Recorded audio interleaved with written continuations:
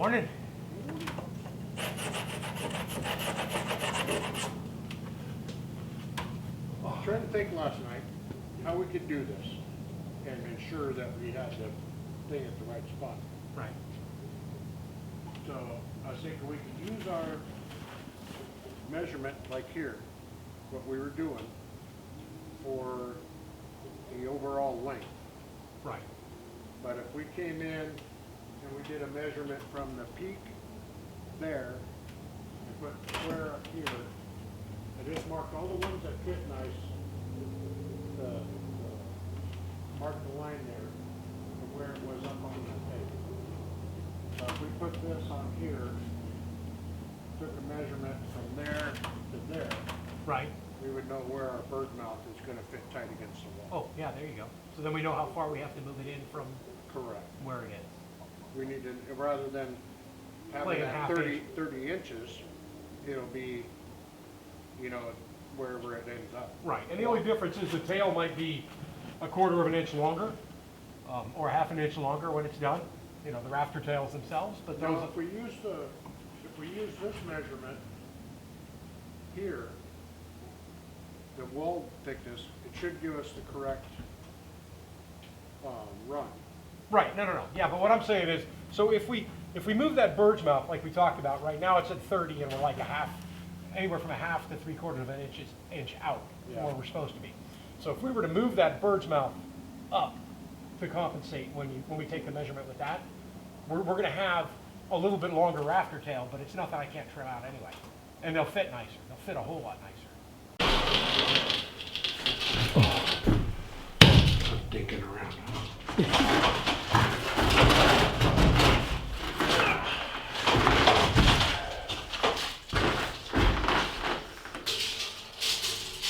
Play nice. Apparently doesn't like the cold either.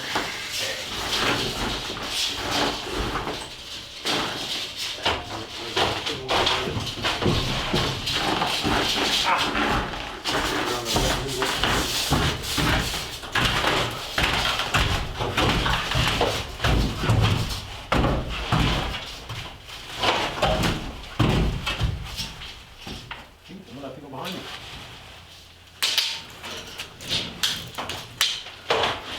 All right, I'm on the outside here. To the end of the plywood? Yep. Oh man, we changed a lot. 242 1/4. 242 1/4, all right? Do the next one?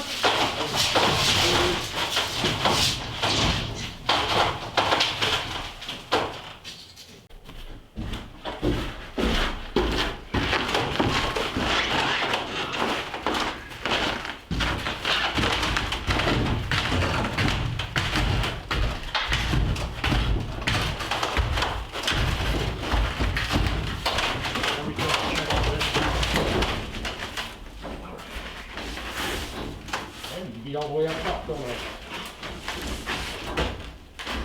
That one's the one that's way up. It's about a 1/4 inch taller. This one here. See, it's taller.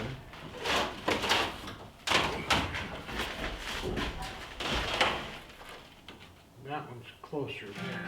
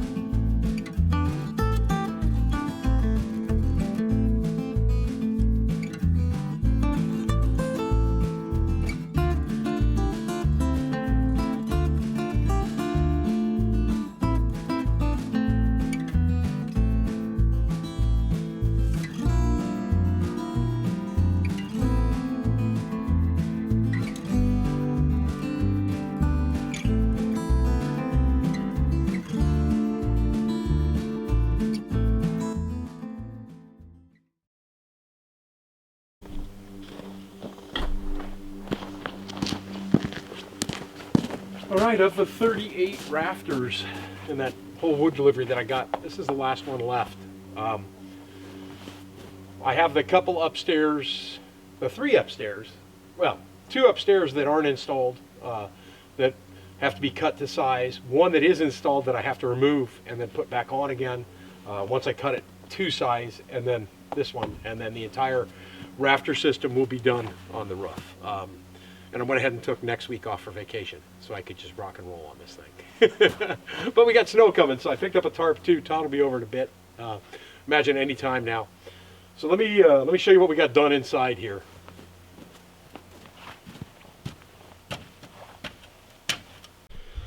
All right, so that gap right there, and then one missing over there, will have to be done. And I jokingly said yesterday, we'll forget it, I'll just make dormers out of it.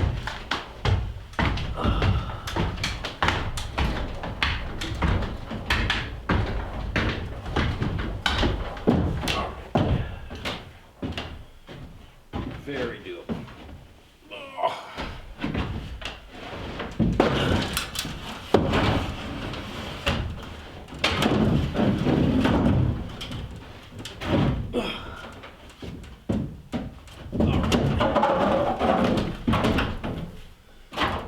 So the first thing I have to do is I have to shorten that rafter here, which means I've got to cut that off.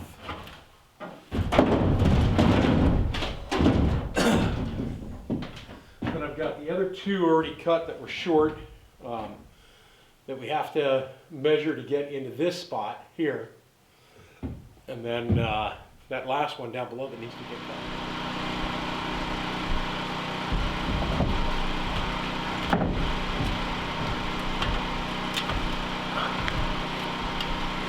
So why do I have to cut this one out, since we're at the same height here and we're at the same height here? And that's because we need to be at this height on this one, on this center board. And because we're at that height on this outer board, it's actually going to bring the pitch of the roof up at that one, on this one location. So we have to drop it down, and I have it marked here. We have to drop it down about that much to make sure that the angle carries all the way up to the roof when I put the OSB on here, to make sure that everything's all level all the way across.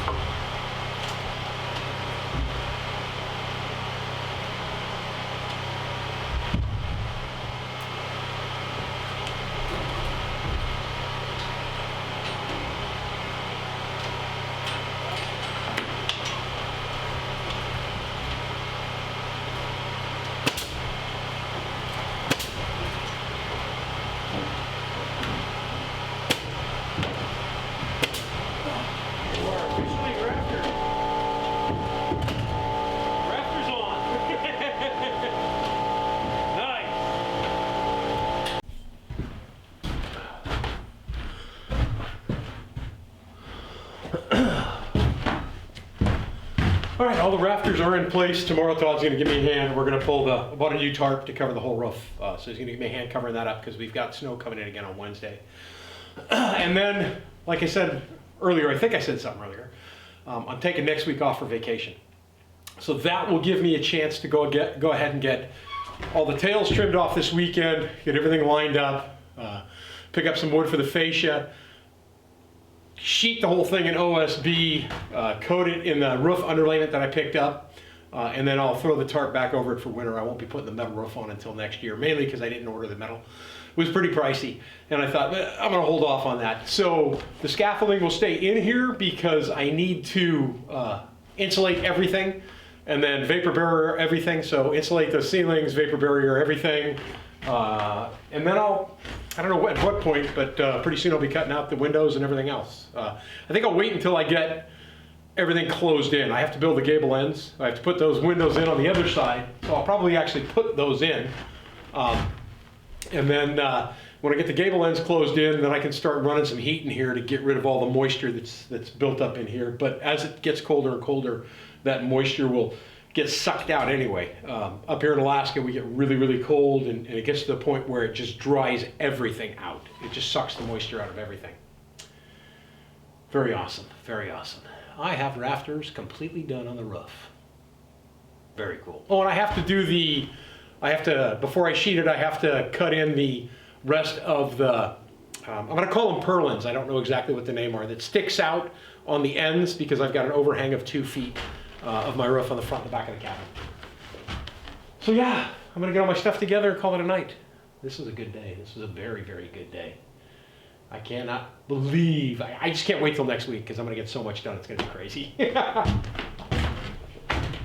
All right, normally I would not jump into the middle of a video like this and narrate from the car, but one of the things that I've run into in the last 2 weeks of trying to frame this roof and going up and down ladders every single day and you know, working massive hours on a regular basis is muscle cramps like I have not had in years. When I looked it up, you know, I've made no secret before about the fact that I take some high dosages of vitamins just to, on my doctor's orders, just to keep me super healthy, and it seems to work really, really well. I take high dosages of vitamin C and vitamin D. So I got to thinking to myself, something's missing for me to be having this pain. And last night it was so bad, after working on the rafters, that it woke me up in the middle of the night with massive leg cramps. I haven't had those in years. I eat terribly. You know, I have some beautiful looking meals when I have them, but generally speaking, I eat pretty basic, pretty easy foods to cook. Just because I don't really have a kitchen that I can do anything with in the trailer, and it gets kind of depressing to try and fix food and have to clean all that up with the water. So the first thing that I'm going to give a try to is magnesium, because I'm older, I'm 60 years old, and from what I was reading online over the last couple of weeks, as you get older, magnesium is a big issue, not necessarily because it will make the cramps go away, but it works in conjunction with the calcium, which I take quite a bit of, and my D3, and then it also allows potassium to do its job. I'm not a doctor, right? I'm not even pretending to be one, but it all kind of made sense to me. And Todd's been helping out in the cabin, and he told me, yeah, he used to get real bad cramps too, but he started taking magnesium, and it helped. So I had to come to town today anyway and get some propane and some other things, so I stopped off and got some, and I'll let you guys know if that works or not. My legs feel a little bit better than they did this morning. When I drove into town, they were still pretty tight. I went ahead and took the first dose. Just 2 is what they tell you to take every day. So I took the first dose about an hour ago, and it kind of loosened things up. It feels a little bit better. But I also needed to come to town because when I drove in this morning, this was the temperature. That's right, 4 degrees below zero. And I'm working on the cabin today, and I'm working on the rafters, and it's like 10:15, and I've got Todd showing up in 45 minutes, and then Ward said he's going to come by today too. I don't know when he's going to make it. But I got to work, and I got to keep going on this thing, and it's not going to get any warmer, at least not now. You know, if it does get warmer, that means we're going to have snow, and it's going to be tough to work in the snow. So I had to stop off at Sportsman's Warehouse, which is our local sporting goods store, and pick up some more base layer long johns and a base layer shirt. And then I went and spent like $60 on a pair of gloves. I never spent that much money, but I put them on in the store, and I actually felt my hands getting warmer, as opposed to, you know, most gloves where your hands just stay warm. So I think they'll be worth it. Anyway, I picked those up. I picked up some merino wool socks, got all those taken care of so that I can get hopefully a little warmer, because man, by the end of the day yesterday I was pretty miserable.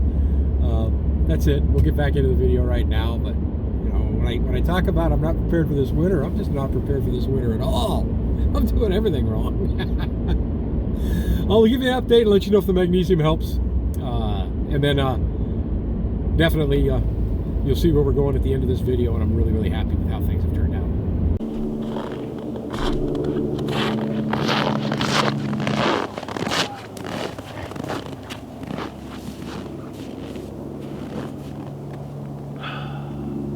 It is cold this morning, 12 degrees below zero. I hope it just warms up.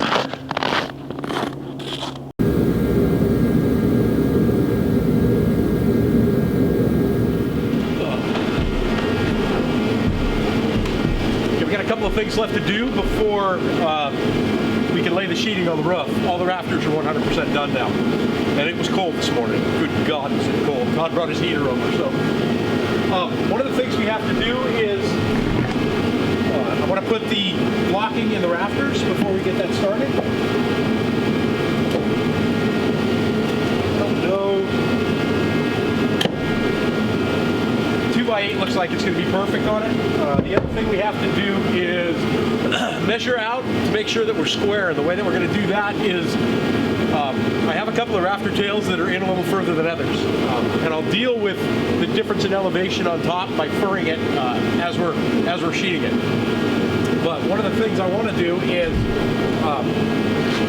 find out how far we have to come in so all the rafter tails are even, and then we'll pull a line down on one side, on the very outside one, take a measurement, mark it off, take that same measurement down on the other side and mark it off. Then we'll run a string line, pop it, and we should be square for the sheeting when it goes on. Right there. Thanks, sir.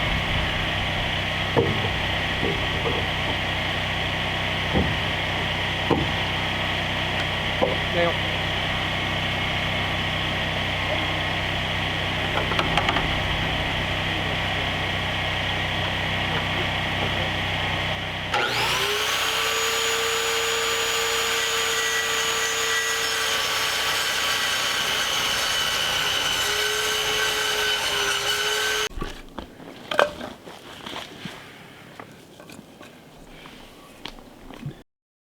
You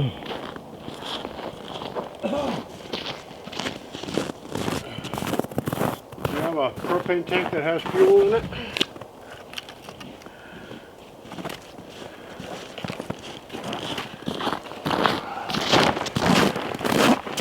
Oh, there you go.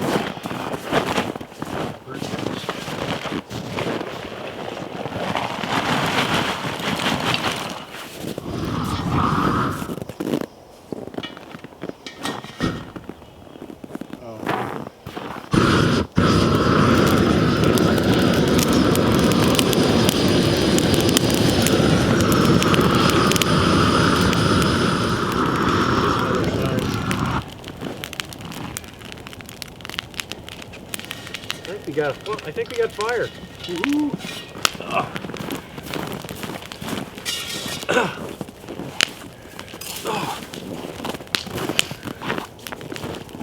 Todd decided we needed fire today because yesterday we were too cold. It was bitter. It was 12 below zero yesterday morning. Today it's not as bad. It's like 3 below, right around there. But it was so funny because I have this bad habit, if you've been watching, where I grab a handful of nails and I put them in my mouth. I did that yesterday. It immediately stuck to my lip. It was like, what was that movie? The Christmas Story? Christmas Story, where the kid sticks his lip to the flagpole. And last night I'm getting ready to eat dinner. I'm like, man, what did I do to my lip? I literally burnt my lip. It peeled the skin right off of it.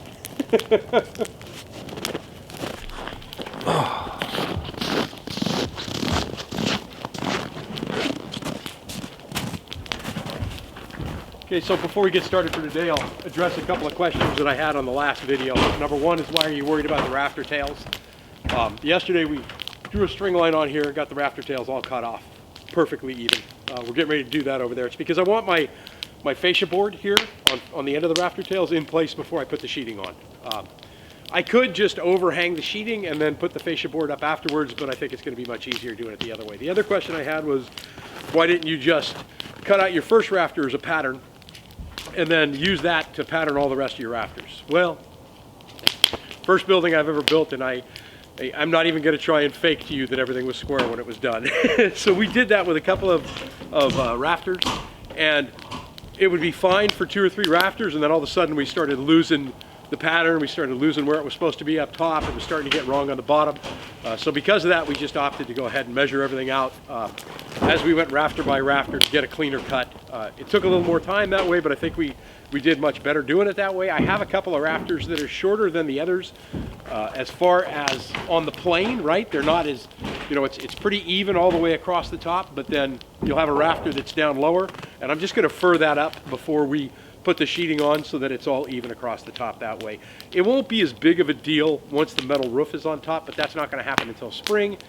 So right now I want those sheets to be as nice and flat and level as possible when we get that done. So the plan we have for today is we're going to the other side of the house. We're going to run the string, mark everything off, and I'm just doing them all 9 and 12, just like I'm cutting rafters, right? A 9 and 12 pitch and getting them nice and straight up and down on the string line.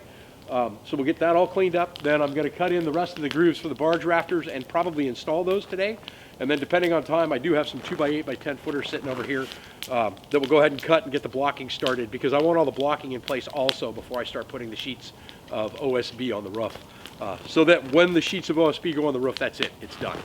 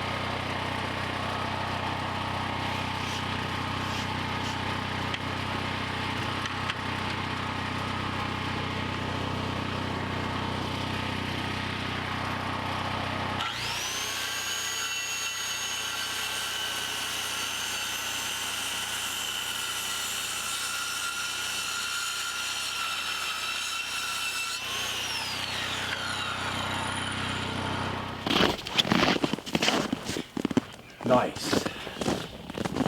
Todd's right, the string never lies. So throughout yesterday when I was doing this and today when I was doing this, actually yesterday I started because cutting that awkward position up there with the saw here and kicking back sawdust into your eyes and face, safety glasses that Jerry sent along. Thank you very much, Canadian, much appreciated. They actually came in use. I didn't think I would ever use them because I hate having anything on my face that isn't regular glasses or sunglasses, but they, tell you what, they saved me a lot of grief from getting a bunch of junk in my eyes last night. So all of the tails, rafter tails, are cut off 100%, lined up where they need to be. Tomorrow we've got snow coming in, so I'm probably going to head first thing in the morning to the orange store and pick up the fascia that I need for on here. I'm going to need 3 sheets because it's going to come out a total of 28 feet. So 3 10-footers on each side, and then I'll pick up some more 2x8 by 10s for blocking because we'll probably get started on that today. But the next thing we're going to do, I'll be able to leave the generator off for, is I think they're called barge rafters. And I know you can't see them from here, but I'll kind of show you when I get up there what we're talking about. And that's the extensions that come out on the roof, 2 feet in the front and 2 feet in the back. Just to give you a little bit of an overhang all the way around so you don't have, you know, direct snow coming straight down against the wall of the house, of the cabin. So that's what we're going to work on next. For now, though, it's going to be campfire time and take a quick break. Oh.